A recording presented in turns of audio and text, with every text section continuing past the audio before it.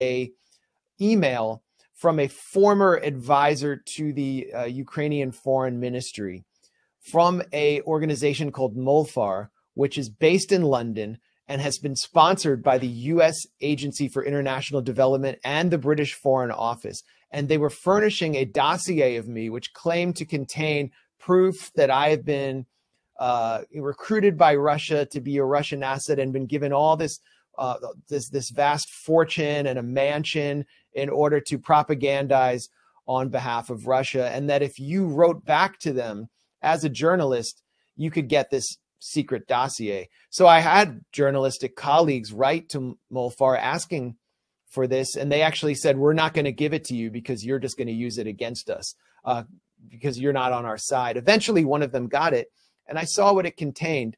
First of all, it showed that I'm extremely frugal and not very wealthy, but it contained some kind of financial intelligence on me, which is, available to the public pretty much.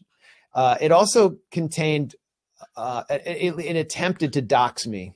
It attempted to provide anyone who asked my personal details, but it also attempted to dox every single member of my family.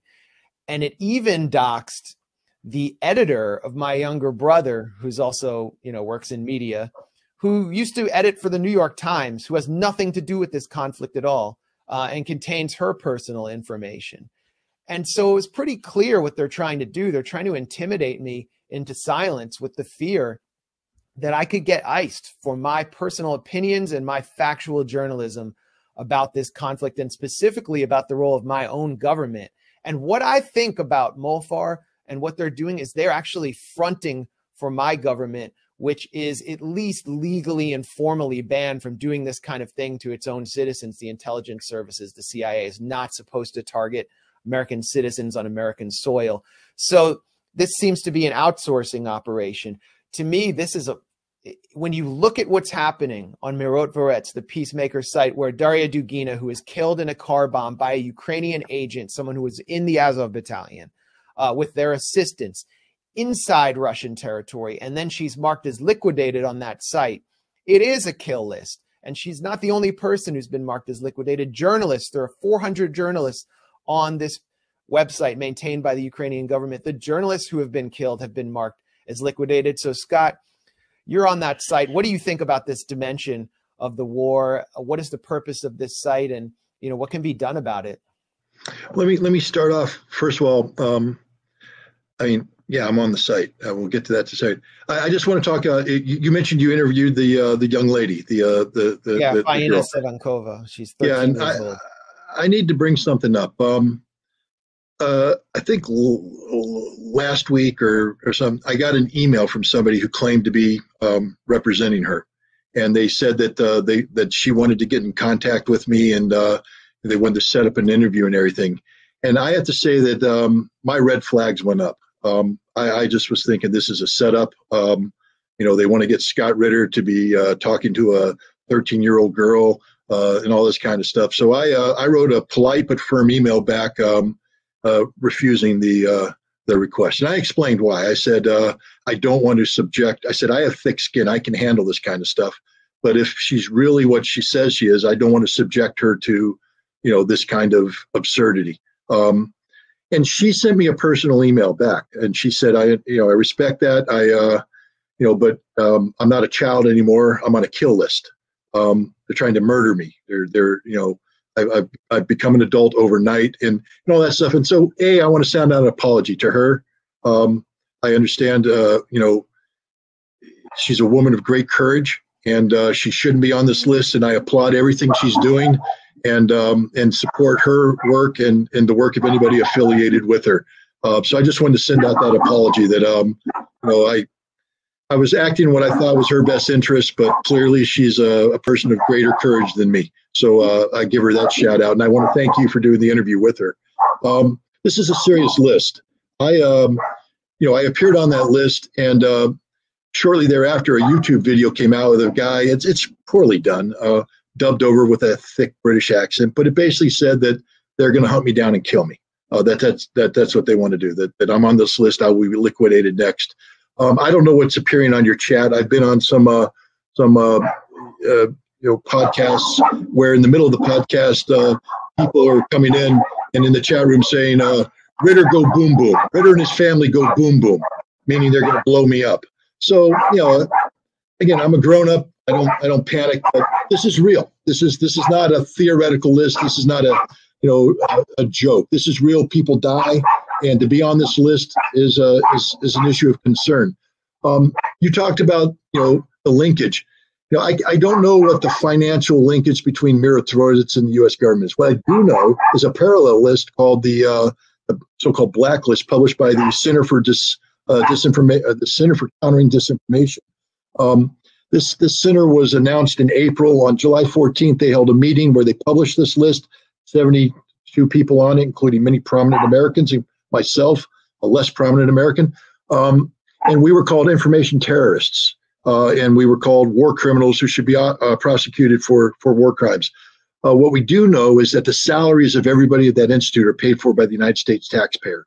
The salaries are linked to money that were approved by Congress through Public Law 117-128, adopted on May 21st of this year, signed into law by President Biden. We pay them their salaries. This meeting was organized by a U.S.-funded NGO that was created by the U.S. Congress. And in attendance at this meeting were State Department officials and members of the U.S. Embassy. So right off the bat, if the embassy wants to say, well, we were just in attendance. Well, what did you think when they published a list with American citizens' names who are being called information terrorists for the sole crime of exercising their freedom of speech? Because that's all I'm guilty of. The three things that are labeled on this site is the Bucha incident, my saying that Ukraine was provided a permanent NATO base, which they did, training facilities prior to this war, and that this was a proxy conflict between NATO and Ukraine. Those three things, which are all fact-based, have labeled me a Russian propagandist. And I don't need to tell this to you guys, that has a chilling effect on your viability and employability. I used to write for a couple outlets. I won't name them out of respect for them, but they know who they are and they know why they released me. And they released me because I wrote also for RT. And they said, we can't be affiliated with a Russian propagandist, words to that effect. So it has a chilling effect, an economic impact on it. But I don't mind that. That's okay. I don't like the concept of being an information terrorist. Why? Because on September 1st and 2nd, there was a second meeting of this organization, again, attended by members of the Department of State and the U.S. Embassy, where they emphasized information terrorists, but they focused on the terrorist aspect and said, we need to treat these people as real terrorists. I've been around the world long enough to know how real terrorists are treated. Targets are put on their back. And why am I concerned about this? Remember when I talked about Gary Tabak and the U.S. flag with the right sector image on it? 60 miles down the road is a town called Ellenville, New York. In Ellenville is a park. In the park is a monument to Stepan Bandera and three other Ukrainian Nazi collaborators, where the Ukrainian American community rallies, holds camps where they train the youth to worship Stepan Bandera. When you have ideologically motivated people like this who have the gall to put the right sector flag over the American banner, living this close to me, and you have the U.S. government saying, oh yeah, we concur, he's an information terrorist, and you have the Miratrovic hit list marking me for death. It doesn't take Tom Clancy to put two and two together to come up with a really cool novel about how somebody knocked off Scott Ritter and his family and maybe killed his dog so his dog didn't bark in the background of interviews. But the point is, this is real. This is a problem in America. We give succor and support to worshipers of Stepan Bandera right here in America. People who are calling people who exercise free speech. And here's the most worrisome aspect of it. They're funded by the U.S. Congress. The Constitution, under the First Amendment, prohibits the U.S. Congress from passing any laws that abridge free speech of Americans in the free press. Congress passed a law, 117-128. They used money to fund a foreign entity who then targets Americans for intimidation and death for exercising their free speech. This is Congress creating a proxy to do that which they were prohibited from doing by law. I'm not taking this sitting down. I'm working right now with some constitutional lawyers, the goal of which is to get a federal injunction freezing all monies appropriated by this law until which time the State Department disassociates itself from this list and stops funding people who are promulgating this list. This is a significant problem. They're targeting a sitting senator, Senator Rand Paul. He's a big boy. He should be able to take care of it. I don't know why Rand Paul's allowing this to happen. Targeting Diane Sayre, who is a candidate for Chuck Schumer's seat, challenging him in the election. They target Tulsi Gabbard. They target me, McGregor, Ray McGovern, and others. Roger Waters. Well, he's British. Target the British all you want. I'm joking. Right. Don't try. No, but Eva Bartlett, a very brave journalist, she's targeted. This is just absurd. And the Congress is behind this. This is the American government funding the suppression of free speech, which I thought the Constitution prohibited. Well, I'm personally glad you're fighting back. It needs to be challenged, and the best we can do here is to continue to expose it and those behind it.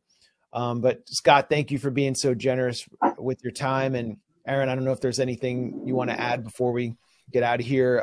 And also, we want to make sure your dogs don't wind up. I don't know what they're doing. They're going crazy. Scott, we know how busy you are. You put out multiple articles a week, and Aaron just froze, but he was saying. So thank you. Well, thank you very much for having me. I certainly appreciate it. It's an honor and a privilege to be on a platform like this, and I thank you for giving me the time. Thanks. And I think we get more viewers with you on here than any MSNBC or CNN live stream. So I'll say thanks. Great success, Aaron. See you soon. And thanks everyone for joining us, except for the paid Atlanta Council trolls, of which there were many. We'll be back next week. Watch this space. And remember, wash your hands and turn off the water for 20 seconds, like Ursula von der Leyen says, because there ain't going to be hot water coming soon.